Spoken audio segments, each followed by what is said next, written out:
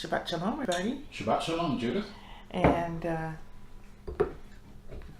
this week's Parsha is entitled Mishpatim, and it's taken from Exodus, the 21st chapter, 1st verse, to the 24th chapter, the 18th verse. Baruch atah Adonai Eloheinu melech haolam, asher kiddushanu b'mitzvotav, v'tzivanu le'asok b'devrei Torah. Ve'ele hamishpatim asher tish'im lefanechem, ki tikna avad ivri shesh shanim, ya'avor ובשבט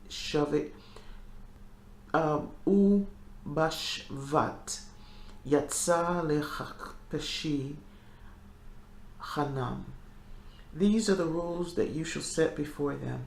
When you acquire a Hebrew slave, he shall serve 6 years. In the 7th year he shall go free without payment. Psalm 9. I will praise Thee, O Lord, with my whole heart. I will show forth all Thy majestic, marvelous works. I will be glad and rejoice in Thee. I will sing praises to Thy name, O Thou Most High. When mine enemies are turned back, they shall fall and perish at Thy presence. For Thou hast maintained my right and my cause. Thou hast setteth in the throne judging right. Satteth in the throne judging right. Thou hast rebuked the heathen. Thou hast destroyed the wicked. Thou hast put out their name forever and ever.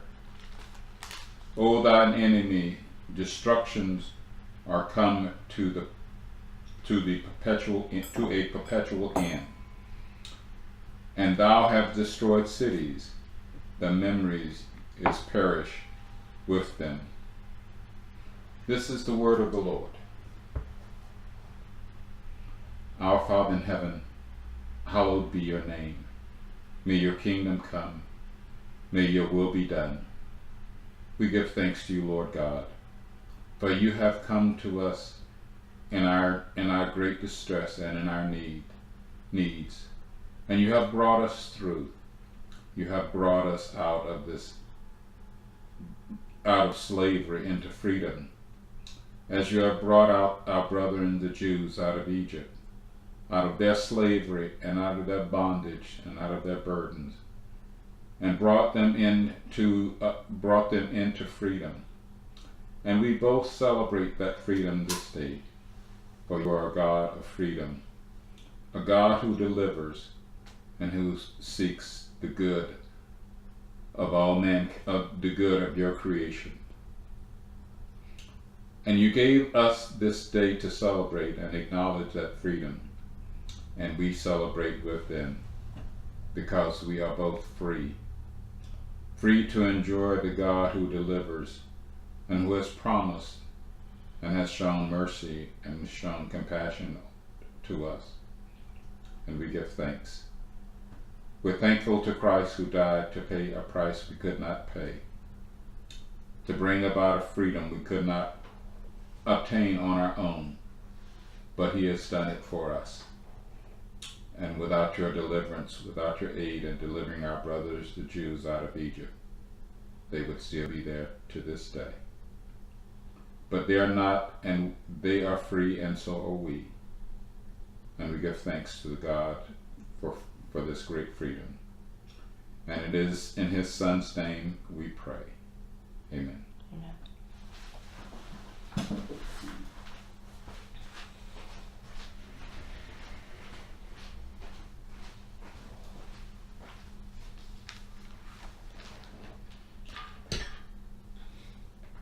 Baruch atah Adonai Eloheinu melech haolam, hamotze lechem means thy heart.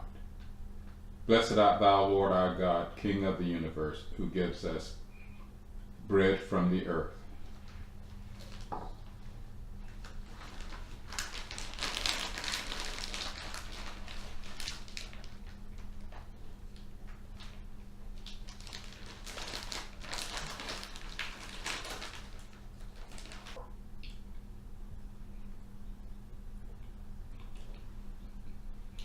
Baruch atah Adonai, Eloheinu melech haolam, Berei pri hagafen.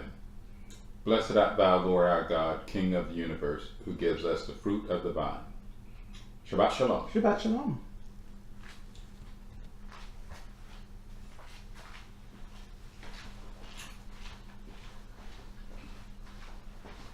Shabbat shalom. Shabbat shalom. Shabbat, Shabbat, Shabbat, Shabbat shalom. Shabbat shalom. Shabbat shalom. Shabbat, Shabbat, Shabbat, Shabbat shalom.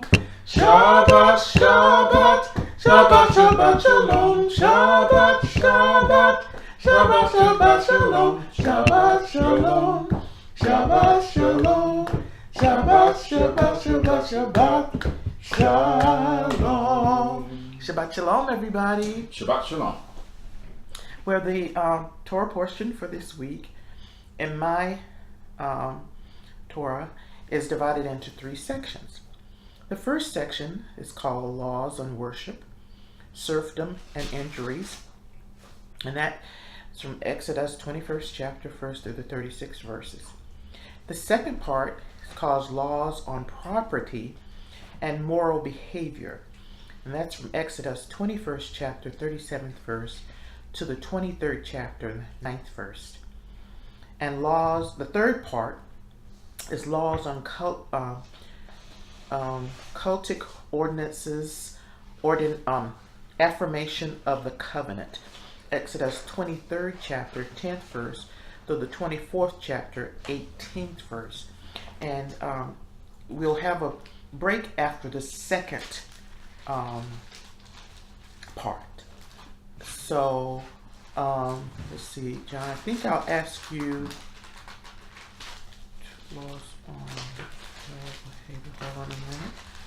I think I'll ask you to do the second one. I'll do the first one, and then I'll let you do the second part. Read the second part. All right. And I'd just like to bring something up. I was listening to one of the commentators that I usually listen to, and he was very good. He said something that I thought, as we as believers in Messiah, Jesus or Yeshua, we have an affirmation of this, because the commentator asked, how is it possible for anyone within the nation of Israel to keep all of these laws? He says it's impossible for them to keep all of the laws. Well, some laws only pertain to certain... Let me finish. Oh, okay. Let me finish. Right. And I'm just saying what he said.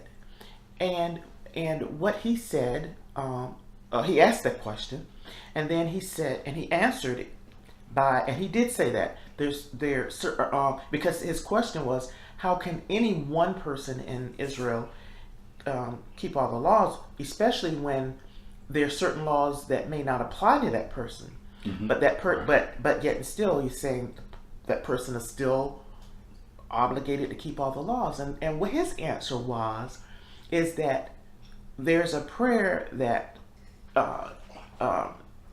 if you're within the people of Israel, you say that that the laws that you're keeping, if you're a priest, the laws that you're keeping, you pray that they will apply to what you're doing will be a benefit to those in Israel who cannot keep those laws. Mm-hmm. And so what I don't know what you call that. I know it's called is it propitiation, when it's what Yeshua did, that the work that he did, we are able to claim as our work. Is that called propitiation? Because they say he's a propitiation of sin. He's a substitute for sin. Propitiation, more like that's an exit, going out. His righteousness propitiation. Maybe a stretch. Well, my point is, basically, what he was saying, what Yeshua did for us, what he even did for the nation of Israel, because no one person within the nation of Israel could keep all of the laws except for one. That's the Messiah. And the work that he did, we're able to claim that work that he did, because he kept all of the laws. He was perfect. And so that really stood out for me in terms of how he was explaining about Israel being able to keep the laws. But and that for any of us, how any of us able to keep the law, we can't. That's why we need a redeemer. That's why we need someone who was able to keep the law, not only able to keep it, but he is also offering himself as our covering, saying that you couldn't keep it, but I did. And if you will believe and accept me, then you can, and I can't remember the word now in English, you can use my work as a covering for yourself. Anyway, I thought it was really deep that he said that, and that these laws that we're going to study, that they are worthwhile to keep, but in and of ourselves we're unable to keep them. And so we will go ahead and read these, and I know you're getting ready to get into something, and you'll be able to. I'll give you the opportunity. Well, no, I was just going to comment on your comment that some laws even pertain to women. So not everyone can keep all of them. Right. I thought you were going to say something different.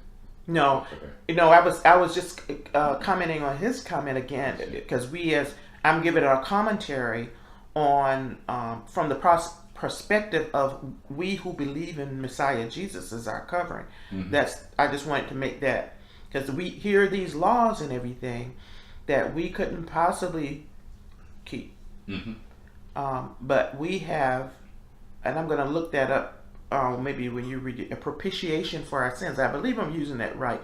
And in Hebrew, I forgot what it's called when someone takes our place. You know what I mean? Substitutionary? It's a specific word. Yeah, it's a substitute. He's a substitute. But he is a perfect substitute, because he kept all the laws. He was able to keep all the laws. He's perfect. He is a perfect Torah, and he's the only one who could do it, and then allow us to use his work as a covering.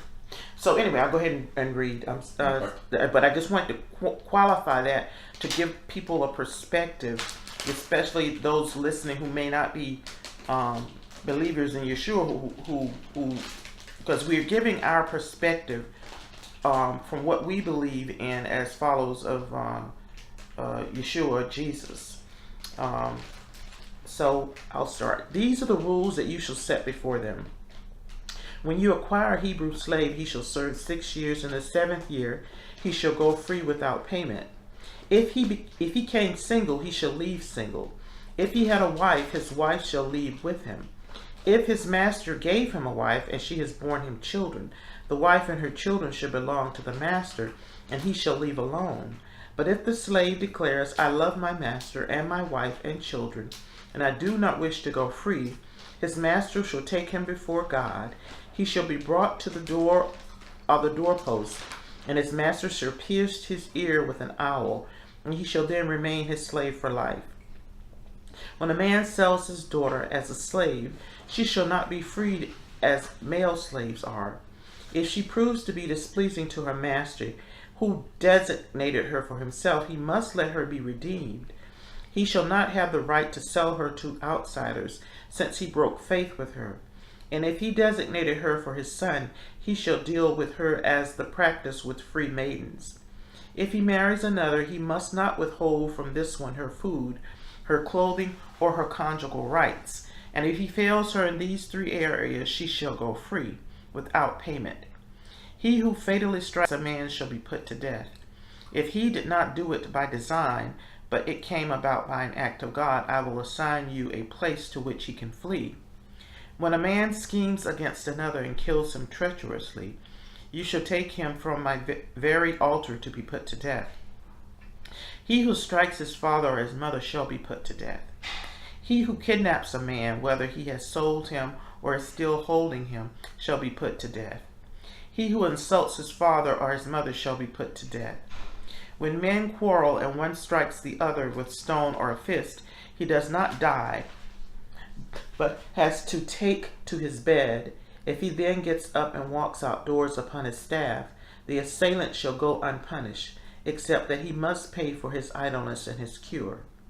When a man strikes his slave, male or female, with a rod, and he dies there, and then he must be avenged.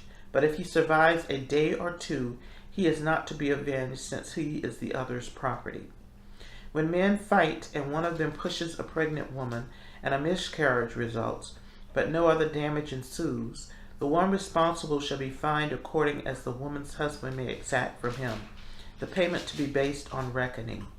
But if other damages ensues, the penalty shall be life for life, eye for eye, tooth for tooth, hand for hand, foot for foot, burn for burn, wound for wound, bruise for bruise. When a man strikes the eye of a slave, male or female, and destroys it, he shall let him go free on account of his eye. If he knocks out the tooth of his slave, male or female, he shall let him go free on account of his tooth.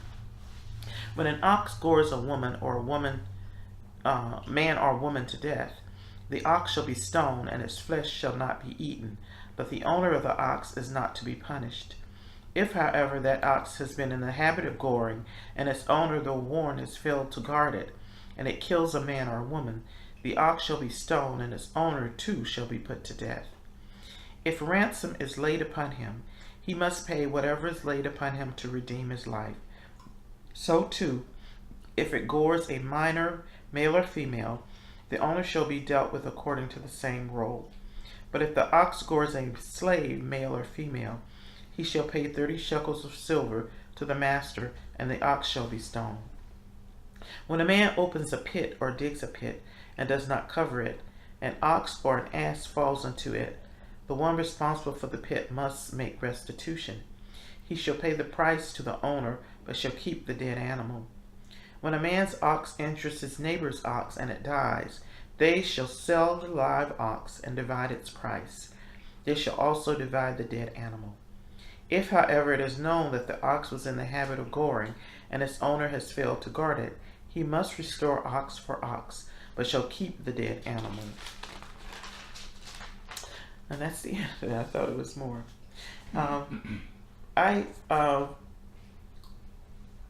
In the notes that I made, the rules regarding slavery, and I guess we have to put this in the context of what's going on at that time. And I'm not a perfect student of the slavery was at that time, but I do not think that the practice of slavery that the other nations were practicing was the same as this, was as humane as the instruction that God is giving him. And probably the example, probably one example would be this, when Israel were enslaved in Egypt.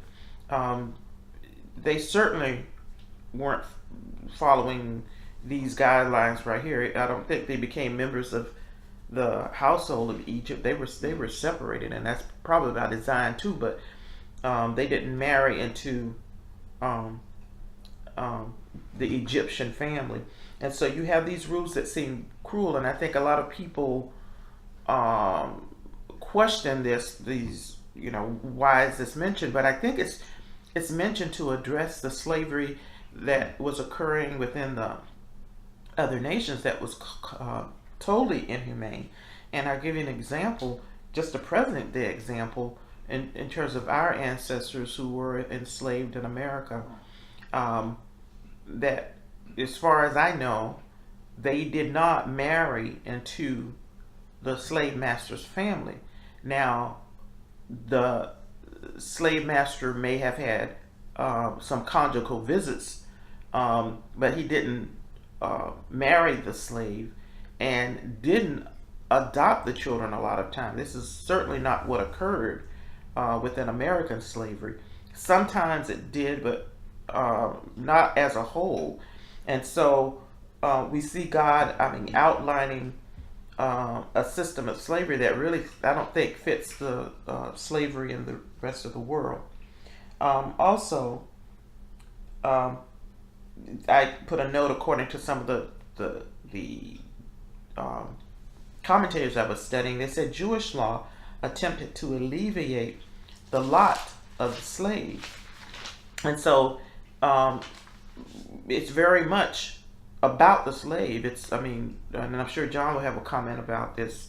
Mm-hmm. And so we have a lot of different rules here about the slaves, and a lot of different other rules that I think they're kind of self-explanatory, because it states what's to happen when something occurs that's out of the norm.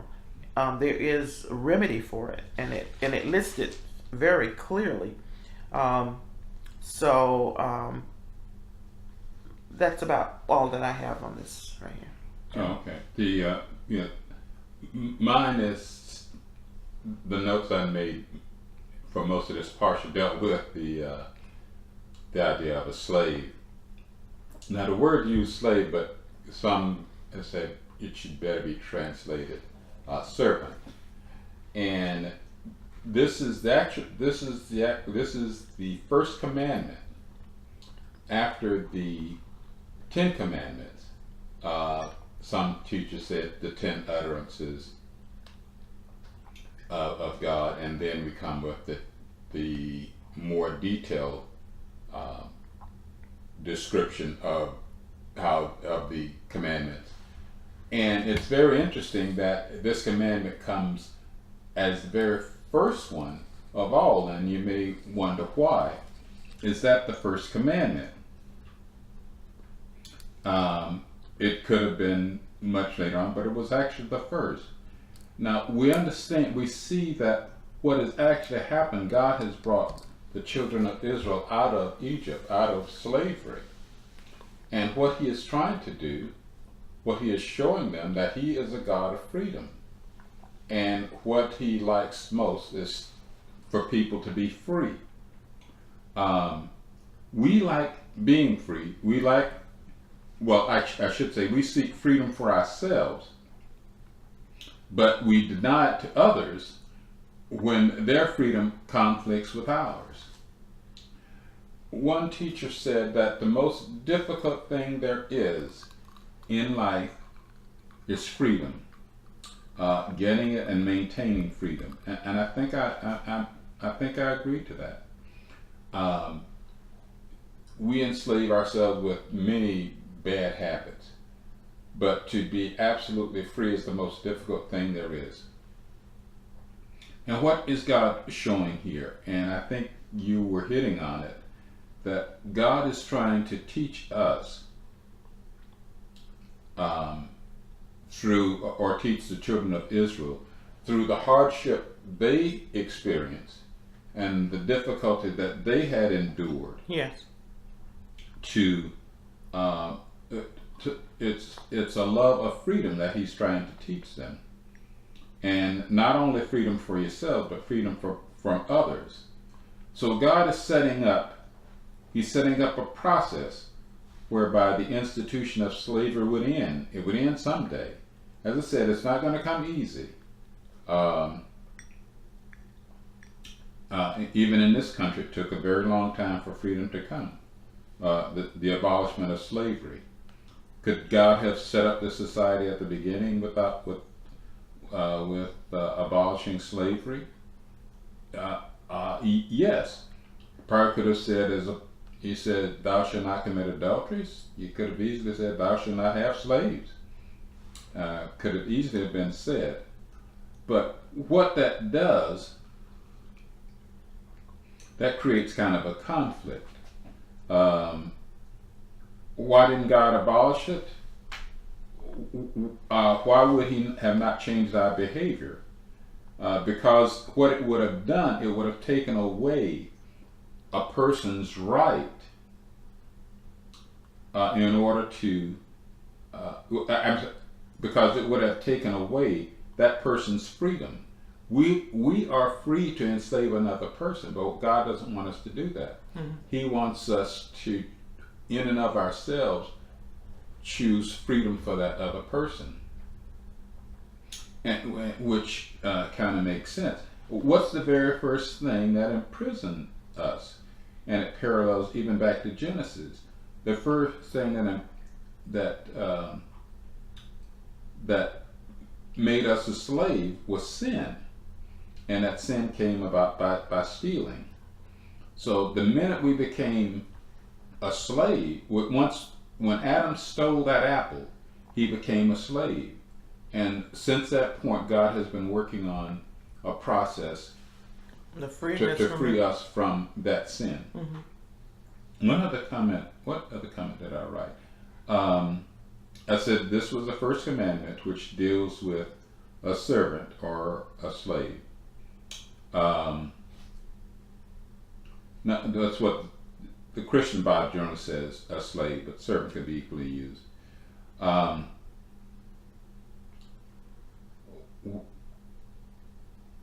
What it says, though, in more detail, is that when a master acquires a slave, he, in a sense, obtains another master, because he has to treat this slave with respect. Mm-hmm. He can't give him menial work to do. He can't give him hard work to do. He must give him a day off for rest and relaxation. Mm-hmm. And I've heard one of the teachers says that if a master has 2 pillows and a nice blanket, the servant gets 2 pillows and a nice blanket. If the master only has 1 pillow, then the servant gets that 1 pillow and the master sleeps without a pillow. So if a master obtains a slave, he becomes he acquires a master to himself. 2 types of slaves we're talking about, or 2 types of servants we're talking about. One who sells himself for money, for whatever reason, and after 6 years he goes free, and some say he gets a stipend to help him start a business once that's done, once he's out. And the next one was a person who might be convicted of a crime, who needs to pay restitution. So these are the type of servants, and these are people who are living in your house. You treat them that way. And also, this talks about a Hebrew slave, but Gentile slaves are treated the exact same way. A stranger. Yeah. Or strangers treated the exact same way. Mm-hmm. Now, if a servant decides that, well, he wants to stay with his master, basically he goes through a ritual which is designed to be a stigma, or sometimes I even say an insult to him, that says, it's almost like a sign, so, well, gee, I could have been free, but I chose to be a slave. So if you want to be a slave, it's not because someone imposed that on you or took it away from you. Mm-hmm. It's something that you voluntarily chose to do. And it seems like, too, based on this, being a slave or being a servant within the household almost means you're a member of the family. Yeah, pretty much. You treat like a member of the family. So it's not. I mean, it's almost like an adoption when you think about it. He's saying he doesn't want to be free. It's particularly the one where it says if the master gave him the wife, that he can't leave with the wife and the kids, but he can agree to stay there for a lifetime. It's almost like saying, well, I'm agreeing to be part of your family. In our 21st century eyes, it seems like, well, it's a bad thing here, but I believe he's saying he wants to be a part of the nation of Israel. Right. When he does that. Yeah. Freedom is, as I said, freedom is still a difficult thing. Mm-hmm. Some embrace it and want to be free, and while there are some of us who deny it, but the idea is not to deny freedom to the next person to their hurt. And we will see in the next part where God deals with this. He keeps reminding Israel, you were slaves, so you be kind to the stranger. It again, I think we can add some personal, as far as we can, personal experience to this, because when our ancestors were free, it wasn't so hard, it wasn't so easy being free. No. It was not easy. It was not a piece of paper signed that said you're free. Well, what the heck does that mean? You really, probably, it seems like they may have been in the same situation with Israel. You're kind of working out, but what does that freedom mean? Does it mean that, okay, I'm free to go against my former master because he enslaved me, he was cruel to me, so I'm going to be cruel to him? Or just what does it mean? It's not easy. God is working out a big thing here, because these were slaves for 400 some years, and so he has to really work some things out of them, and we're going to see what happens. It's as in the future what's going to happen because of their inability maybe to be free. What's going to happen. There's one other comment I wanted to make about the eye for eye, or injury to a person. The eye for eye. What there are two laws at place here. There's the written law, which is the Torah, and then there's the oral law, and that's, my understanding is that's basically the Talmud.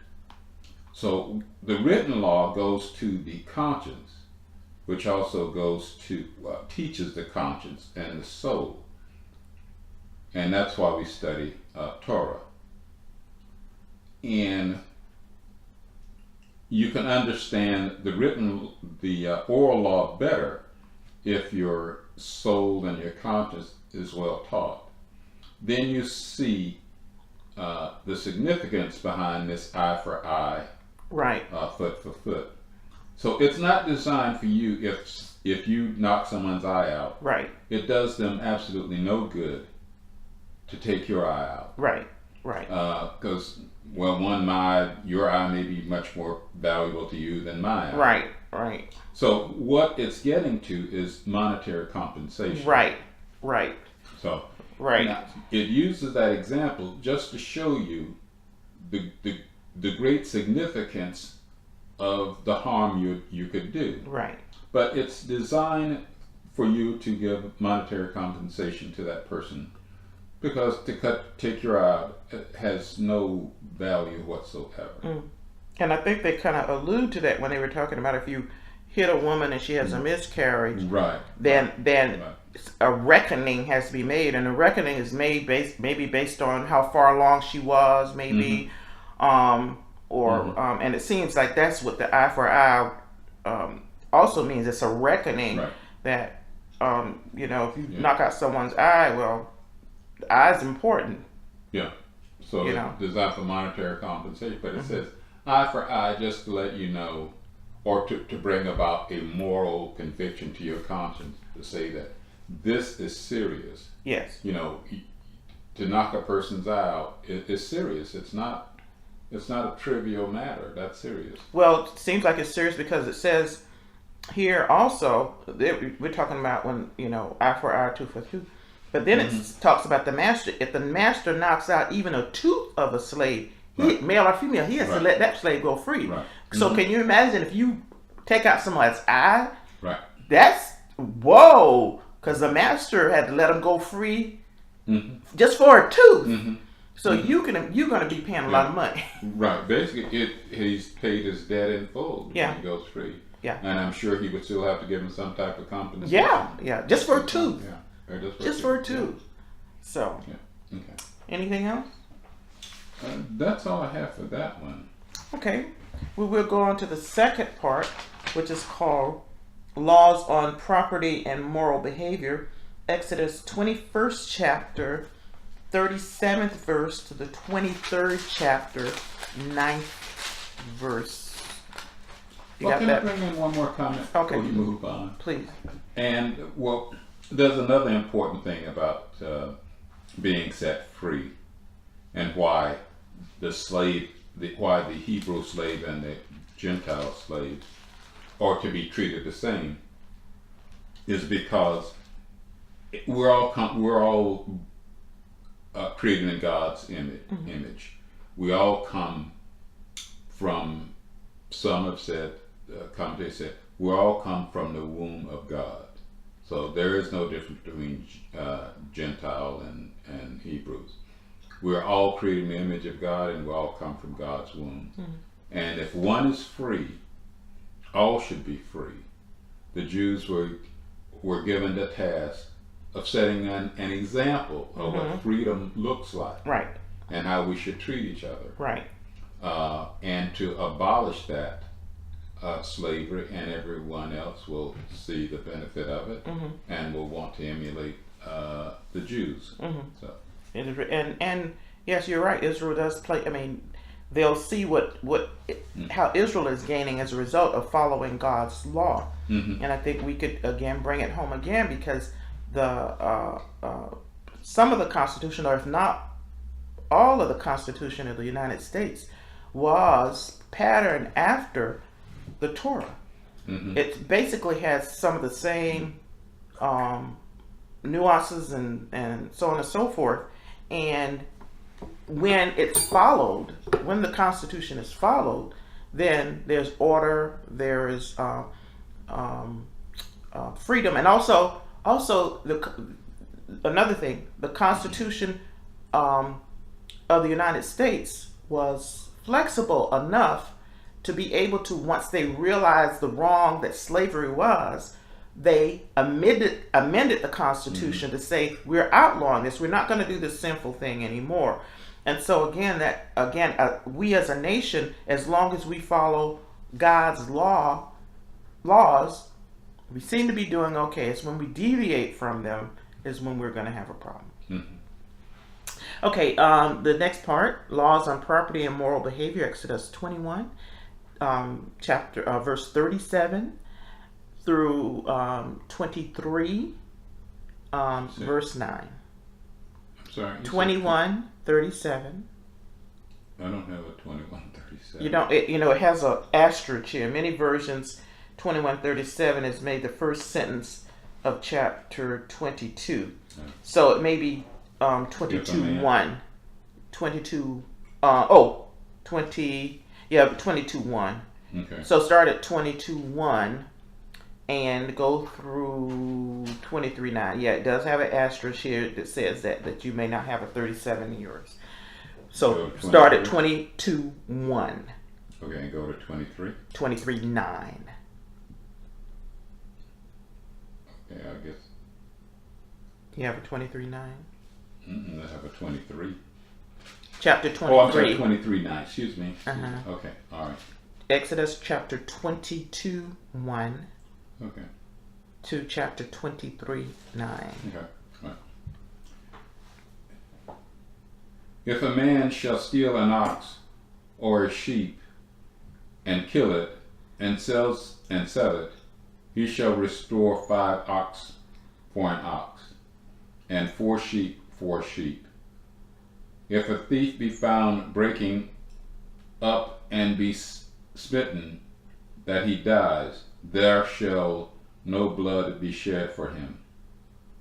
If the sun be risen upon him, there shall be, if the sun be risen upon him, there shall be blood shed for him, for he shall make full restitution. If he have nothing, then he shall be sold for his theft. If the thief be certainly found in his hand alive, whether it be ox or ass or sheep, he shall restore double. If a man shall cause a field or vineyard to be eaten, and shall put his beast and shall feed in another man's field, of the best of his own field, and of the best of his own vineyard, shall he make restitution. If fire break out and catches in thorns, so that the stacks of corn or the standing corn or the field be consumed therewith. He that kindled the fire shall surely make restitution. If a man shall deliver unto his neighbor money or stuff to keep, and it be stolen out of the man's house, if the thief be found, let him pay double. If the thief be not found, then the master of the house shall be brought into the judges, to see whether he shall put his hand unto his neighbor's goods. For all manner of trespass, whether it be of ox, for ass, for sheep, for raiment, or for any manner of lost thing, which another challenges to be his, the cause of both parties shall come before the judge, and whom the judge shall condemn, he shall pay double upon his neighbor, unto his neighbor. If a man delivers unto his neighbor an ass or an ox or a sheep or any beast to keep, and it dies, or be hurt or driven away, no man seeing it, then shall an oath of the Lord be between them both, that he might have not put his hand unto his neighbor's goods. And the owners of it shall accept thereof, and he shall not make it good. And if it be stolen from him, he shall make restitution unto the owner thereof. If it be torn in pieces, then let him bring it for witness, and he shall make good that which was torn. And if a man borrows aught of his neighbor, and it be hurt or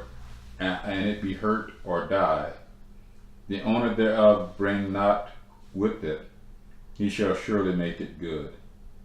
But if the owner thereof be with it, he shall not make it good, for it be an hired thing, it came from his hire. And if a man entice a maiden that is not betrothed, and lies with her, he shall surely endow her to be his wife. If her father utterly refuses to give her unto him, he shall pay money according to the dowry of virgins. Let's see. Thou shalt not suffer a witch to live. Whoever lies with a beast shall surely be put to death. He that sacrifices unto any god, save unto the Lord only, he shall be utterly destroyed. Thou shalt neither vex a stranger nor oppress him, for ye were strangers in the land of Egypt. Ye shall not afflict any widows or fatherless child. If thou afflict them in any wise, and they cry at all unto me, I will surely hear their cry, and my wrath shall wax hot, and I will kill you with the sword, and your wife shall be widowed, and your children fatherless.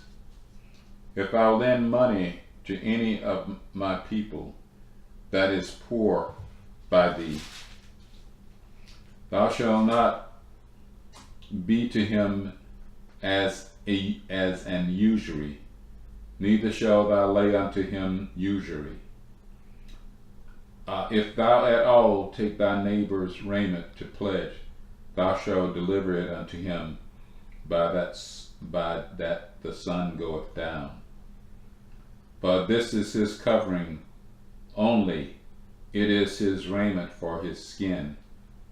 Wherein shall he sleep? And it shall come to pass, when he cries unto me, that I will hear, for I am generous. Thou shalt not revile the God, nor curse the rulers of thy people. Thou shalt not delay to offer the first of thy ripe fruit, and of thy liquors. The firstborn of thy son shalt thou give unto me. Likewise shalt thou do with thine ox and with thy sheep. 7 days it shall be with his dam. On the 8th day thou shalt give it me. And ye shall be holy men unto me. Neither shall ye eat any flesh that is torn of beasts in the field. You shall cast it to the dogs. Thou shalt not raise a false report. Put not thy hand with the wicked, to be an unrighteous witness. Thou shalt not follow a multitude. Thou shalt not follow a multitude to do evil. Neither shalt thou speak in a cause to decline many to wrath judgment. Neither shalt thou contend a poor man in his cause. Neither shalt thou countenance a poor man in his cause. If thou meet thine enemy's ox or his ass going astray, thou shalt surely bring it back to him again. If thou seest the ass of him that hateth thee lying under his burden, and wouldst forbear to help him, thou shalt surely help with him. Thou shalt not wrench the judgment of thy poor in his cause. Keep thee far from a false matter, and the innocent and the righteous slay thou not, for I will not justify the wicked. And thou shalt take no gift, for the gift blindeth the wise, and perverteth the words of the righteous. Also thou shalt not oppress a stranger, for ye knoweth the heart of a stranger, seeing ye were strangers in the land of Egypt. Wow, this is they're saying these are the general laws. I think they're saying there's a total of 613 of them.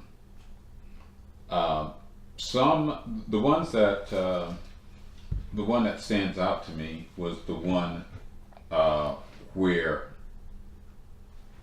a widow would come before the judge looking for justice. Mm-hmm. And what is taught is that with helpless people who are helpless, you do not apply the strict sayings of the law. Mm-hmm. What you do is you mix compassion with the law. One example one of the teachers gave was that dealt with divorce. The lady, and divorce is forbidden, but the lady may be in a marriage that is she's basically a slave in a marriage. And what the judge can't do is just look at the letter of the law. He has to mix that with compassion and grant her this divorce. These are some of the things that impress me with the law. Some of the others are kind of straightforward, but that one came out to me. And in fact, when they said that God will hear her cry and will basically come and defend her. One other law that struck me says, if a man entices a maid mm-hmm. that is not betrothed, I guess she's not engaged, mm-hmm. and lies with her, he has sex with her. Basically, she has become his wife. Mm-hmm. So I'm not sure how. First, I said, "Gee, didn't he commit adultery?" But maybe this there's. You didn't say he was married. Just say if a man seduces a virgin. Yeah, but he can he committed fornication, maybe. Oh, okay. But he can still marry her, and I guess it's okay. No, still marry her. That's his wife. It's not still marry. That's his wife. Well, but it said the father can refuse. Yeah. To give her. Yeah. To him. Yeah. Maybe it's the age of her too. It did say maid, so that the age may be there. Mm-hmm. Okay.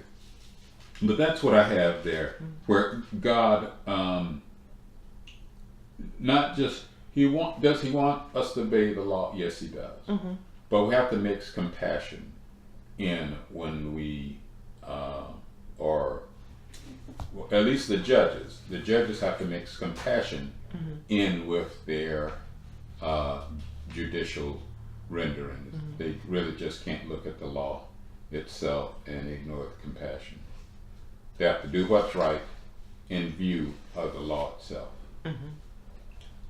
Yeah. Well, I had three things in this particular section jumped out at me, and it seems like it was just Moses reminding them again, or God reminding them, no sacrifices to other gods. Mm-hmm. The Lord alone is to be worshipped. Mm-hmm. And then in the Brit Hadashah, the New Testament, we found a lot of things about the widow and the orphan, where a lot of widows have to go before a judge. There was a widow who went before a judge, and she kept going before him. Mm-hmm. And he said, let me give her what she wants, lest she weary me. Mm-hmm. And again, the disciples were, I think they divided up who was supposed to be attending to the widows and the orphans.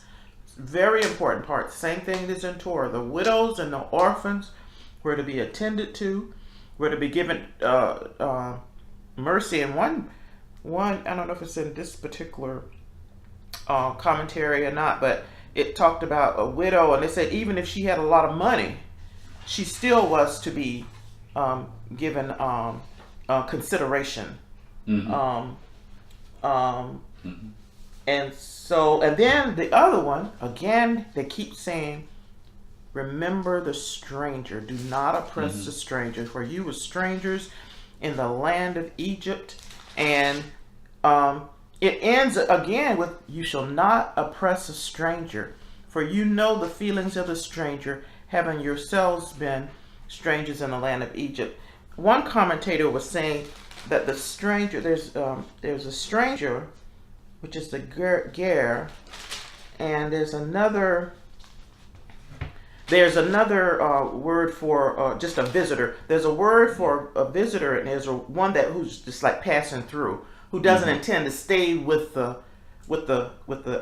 Israel. But it appears that the stranger who they're talking about intends to stay with Israel, is living within the Commonwealth of Israel. They don't plan to move out. Right. Okay. And so I believe this is a stranger, and I'm sorry I didn't write down what the other word for. There's a stranger, and then there's again, like I said, it's two different words. But again, as far as I was able to determine from commentaries, and that this is not just a passer through. This is someone who has said that I'm going to be a part of the nation of Israel. But I guess it's not maybe blood lineage or something like that, but they come into the nation. So those are the three things four things, because again, at the end, they said again, do not oppress a stranger. Okay, anything else for these parts? No, nothing else. Okay, we'll take a break here, unless I'm able to find that. Let's see if I thought I saw it. Oh yeah, stranger.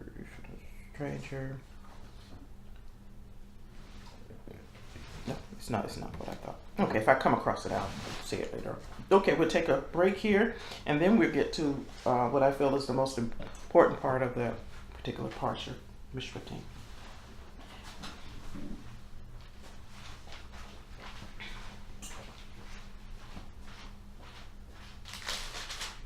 Laws on cultic ordinances, affirmation of the covenant.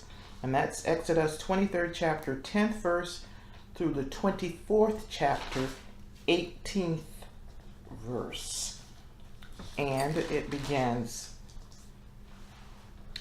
6 years you shall sow your land and gather in its yield. But in the 7th you shall let it rest and lie fallow. Let the needy among your people eat of it, and what they leave let the wild beasts eat. You shall do the same with your vineyards and your olive groves.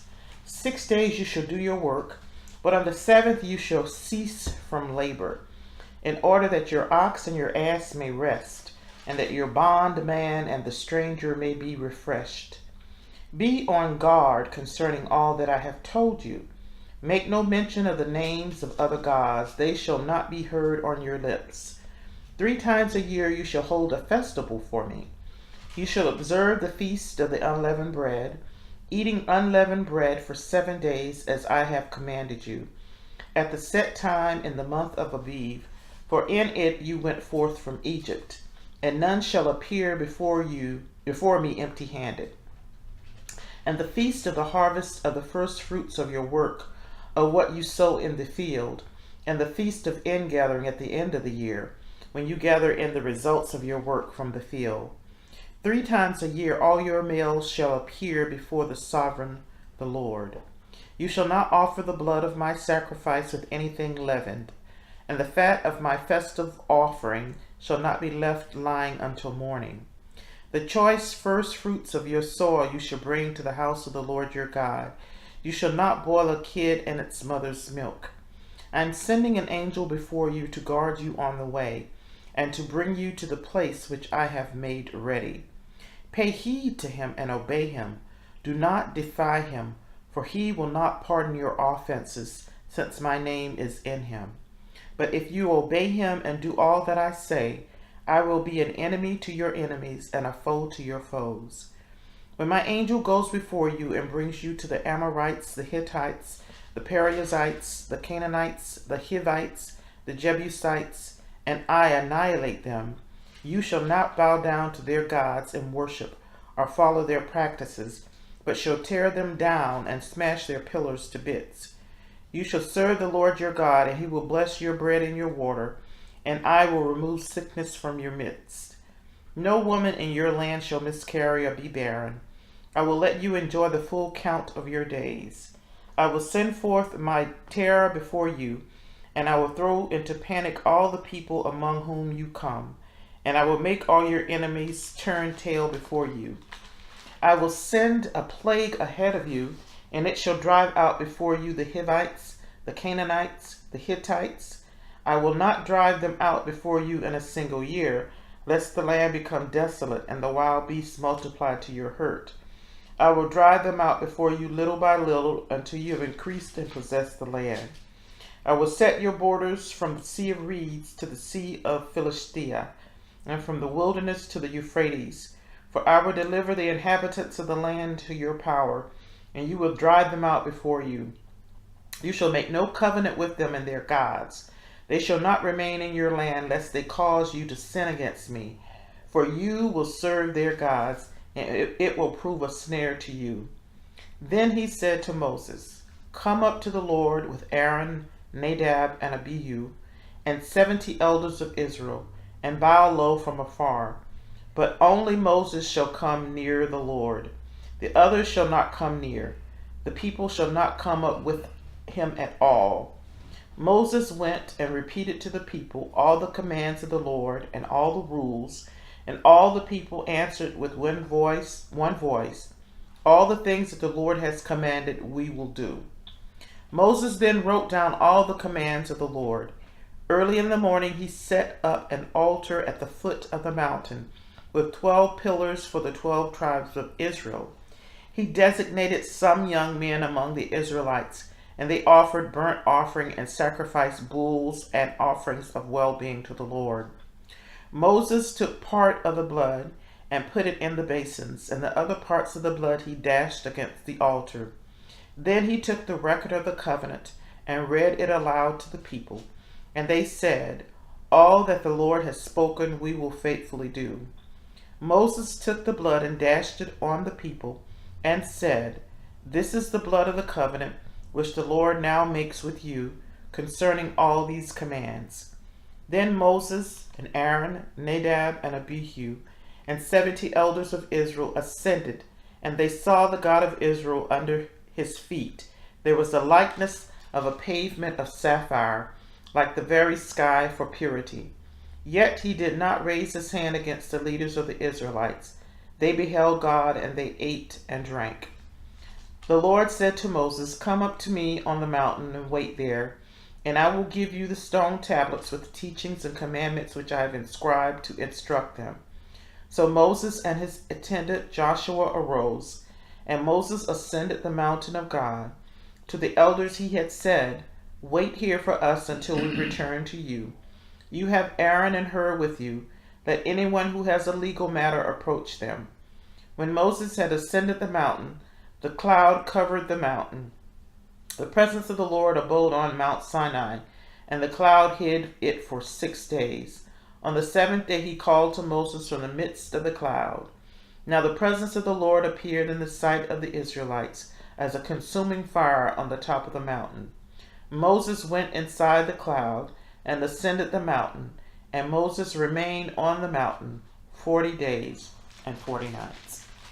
This is what I call the, let me just go by my notes, and that'll be good. It starts out again reiterating the Sabbath. It talks about the Sabbath for the land. That it's 6 years, you're to sow in the plow, and then there's a Sabbath for the land.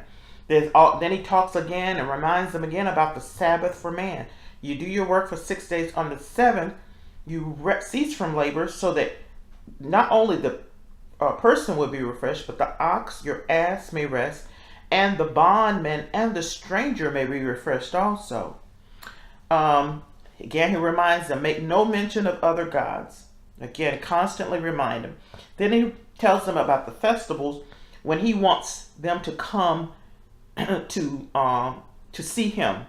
And the 3 festivals are again at the Feast of Unleavened Bread, the Feast the Feast of the Harvest, which is Shavuot or Pentecost, as a lot of people, Christians know it, and then the Feast of Ingathering, which is Sukkot. Then this is interesting, and in my last year I made a note. In verse 20 of chapter 23, I'm sorry. He says, "I'm sending an angel before you to guard you on the way and to bring you to the place which I have made." And it says, "Malach," this is angel lifnecha, before you, and to guard you, b'derek lishmarecha b'derek, to guard them on the way. And it's very interesting. He said you need to pay attention to him and obey him. Do not defy him, because since my name is in him. I thought that was very interesting, and I won't. That one of the commentaries says it's a distinction between the angel and God's own presence is blurred. So you kind of wonder who that angel is that has God's name in him, that's going to be leading the way. And he says to obey him. And the most important thing is that if they obey God, they won't have to do a thing about their enemies, or the Jebusites and the Hittites and the Canaanites. He says, I will be an enemy to your foes if you just do what I say do. Then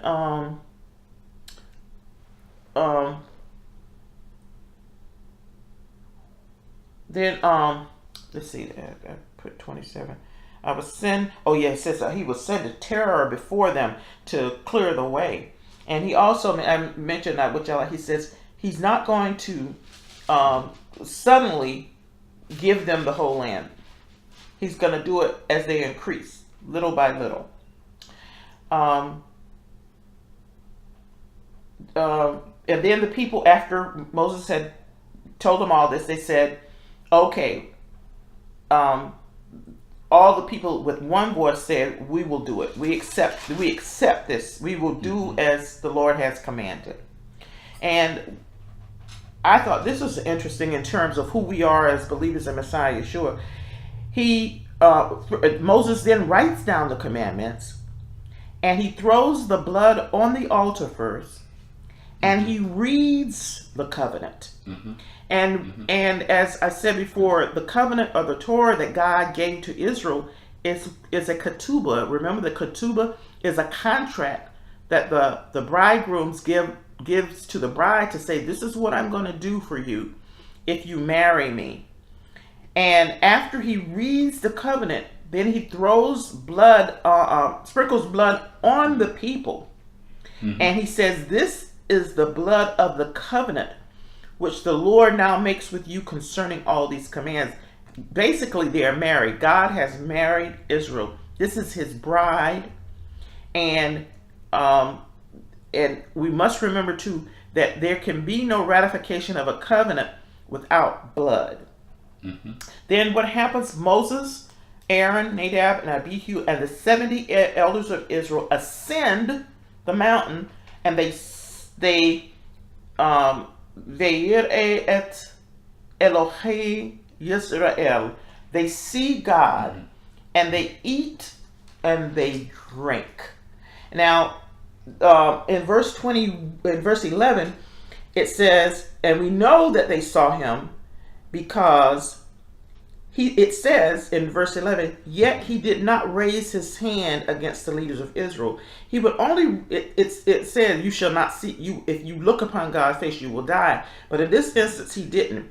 Now, they use the word, they say they beheld God. Now, the commentary said that this means, this is referred to when you see visions. But I'm going to have to say the fact that they put this in, that Moses put this in, that God did not raise his hand to them, that they actually saw him as much as they could of God's presence. And that's all I have. Oh, okay. Two things that stood out to me. Once before, when God started speaking the Ten Commandments, people would say, you find out what God wants to say, and whatever he says, we will do it. And here it says, verse 7 of chapter 24, says that we will do, let's see, all the Lord has said will we do and be obedient. So they added something else there too. They will do it and be obedient to it and understand it, to execute it, which was, I don't know, kind of a profound thing. They just got the law. I don't know if they really fully understand or comprehended the complexities of the law. Perhaps they were saying, we will definitely do it. Well, with the help of God, they can do it. Without his help, they could not. The other part that struck me, we talked earlier about the 70 elders. And I don't know if, I think I know the numbers right. The group of people, the number of persons that went down to Egypt, was that 70? I believe it was 70. If not, yes, it was 70. That's pretty close. Yeah. So I wonder if the 70 elders were representative of the number that went into Egypt. Maybe it's just kind of a representation of that. And they picked the elders because they were the ones oldest there. They were the ones who were in Egypt the longest. So maybe it's just a numerical representation of the 70 that went down into Egypt. I know it was 70. I don't think, maybe it's 71 or 72. Yeah, I believe it's about 70. Because it says very clear, and 70 persons went down. I was trying to find it, but I couldn't. Yeah, I could find. I could tell you what it is. I can find it real. Anything you got to say? Let me look. No, that was the only 2 points I wanted to make. You mentioned that you mentioned the meal part and these solidifying a covenant by doing a meal, which, very, very common. Very common. And what I've also, the commentators are saying, when Moses was on the mountain for 40 days, 40 nights, that God was actually teaching him the oral tradition and how to judge the people and the various things. So he was basically teaching them. And I said, wow, Moses must have an awfully good memory to remember all that stuff. But I'm sure God probably gave him empowerment, blessed him to imparted something on him to be able to some divine, because they said when he came down, we getting ahead, his face shone. Right. So God must have imparted to him a tiny bit of himself so that Moses would be able to. And also, to answer your question, this is found in Genesis 46 chapter 26 verse. And Joseph's sons who were born to him in Egypt. Let me chart the 26th verse. All the persons belonging to Jacob who came to Egypt, his own issue, aside from the wives of Jacob's sons, all these persons numbered 66. And Joseph's sons who were born to him in Egypt were 2 in number. Thus the total of Jacob's household who came to Egypt was 70 persons. Okay. Okay. So I don't know. Okay. Oh, okay. All right. Maybe there was a reference to that. Maybe it is connection. Okay. The 70 persons. Okay. Okay. Right. Well, we did. I thought that this was good, and you mentioned again that they ate. And one of the commentaries said that this is a tradition that is followed now. When people, a lot of times we do things and we don't know why we do them. So when people offer a toast or in an agreement, that they don't realize they're still in a covenant. That's probably before people were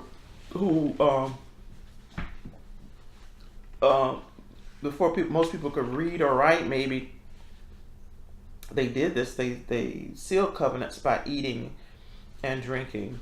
But I think this particular passage here reminds me of Revelations, because it talks about the bridal supper of the Lamb, and that this is what happens. I saw a video. It was a really neat video. It's on this. I watched this. Cooking. I don't want to say it's a cooking show, because she does a lot more. She's I don't think she's a Rebbitzin, but she shows you how to make the Shabbat dinner. And her daughter just got married, and they did a documentary on Jewish weddings, and her daughter's wedding was part of it. And I knew, and they're Orthodox, so they have the wedding, and it's really neat the way they do it. The groom comes and he veils the bride. The bride doesn't come in veiled. The groom is the one who veils the bride. It's said to protect her modesty. And then they go up and then they do the ceremony, and then they break the glass and remembrance of the temple. Then after that, they said the bride and the groom have they're given about 15 minutes in this sealed room, and that's the first time that they're able to be alone together as a husband and wife. And I think, if I'm not mistaken, I think they drink wine and they eat challah. There's a challah and wine that they eat. And so this is very important in terms of figuring out about the marriage supper of the Lamb, and about, again, if there's a marriage supper, then there has to be a marriage. So here's a good example of what's going to happen with the marriage supper, I do believe. Next week, the Parshah is entitled,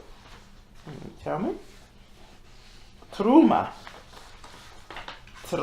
and it's from Exodus 25th chapter, first verse, through the 27th chapter, the 19th verse. And this is interesting. Looks like about the lampstands. I mean the temple. Teruma, which are gifts. And so it says, Ve'yedaver Adonai el Moshe lamor, daber el bnei Yisrael, v'yakhu li teruma me'et kol ish asher yedavnu levo tikhu et trumati. The Lord spoke to Moses, saying, tell the Israelite people to bring me gifts. You shall accept gifts from me from every person whose heart is moved him. And these are the gifts that you shall accept from them: gold, silver, and copper, so on and so forth. And this reminds me that one of the rabbis I was listening to said that this also is there's a double parsha, and it's called, now I forgot the name of the parsha.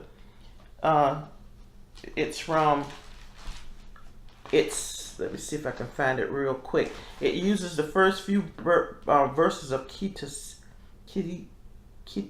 I think. So let me see if I can get it.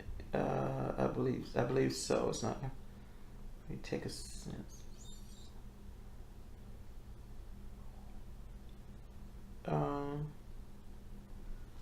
Yes, it's the first few verses of Kitase, which we will study in a few weeks.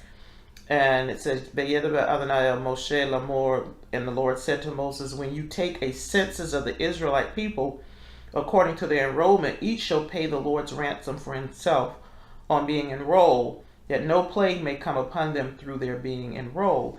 This is what everyone who is entered in the record shall pay: a half a shekel by the sanctuary rate, 20 gerahs to the shekel, and a half shekel as an offering to the Lord. And just quickly, his explanation for this, he said this is important. He said, why half a shekel?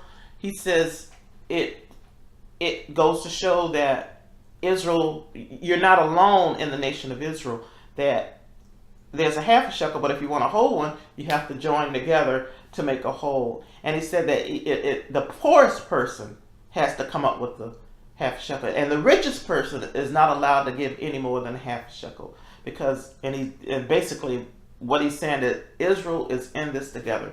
The nation is just not a single person; it's a collective. So anyway, I thought, and he said that there are four these special parshot before Passover. So Passover is it starts March 30th. Sundown March 30th is the first Seder night. So basically Shabbat. Oh. First day of Passover is Saturday, but the Seder begins sundown on the 30th of March.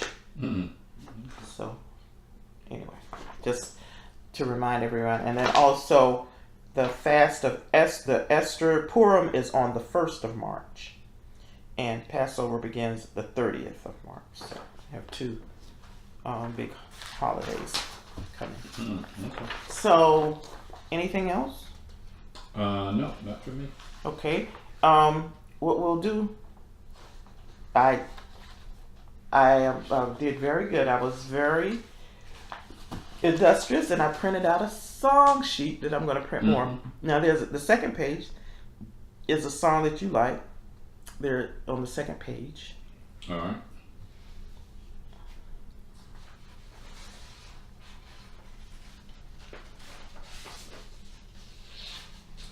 Okay. We'll sing the first verse and the last verse. Okay. See? Yeah. Okay. And it's entitled "It Is Well With My Soul" by Horatio G. Spafford and Horatio G. Spafford. I'm looking to see if he did the lyrics and the music too. I'm not sure. Okay.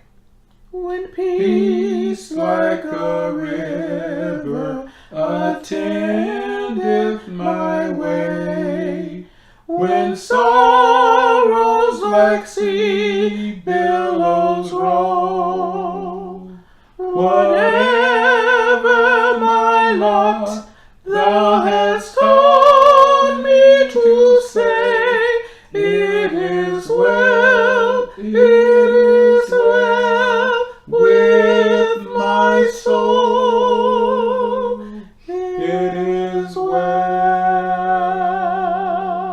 with my soul, it is well, it is well with my soul, and Lord, haste the day when the face shall be sight, the clouds be rolled back as a scroll, the trump shall resound, and the Lord shall descend. Even so, it is well with my soul. It is well with my soul, with my soul. It is well, it is well with my soul. Amen. Amen. You're good. So we say Shabbat Shalom. Shabbat Shalom. Shavua Tov. Shavua Tov. And we will be with you next Shabbat. Have a good week.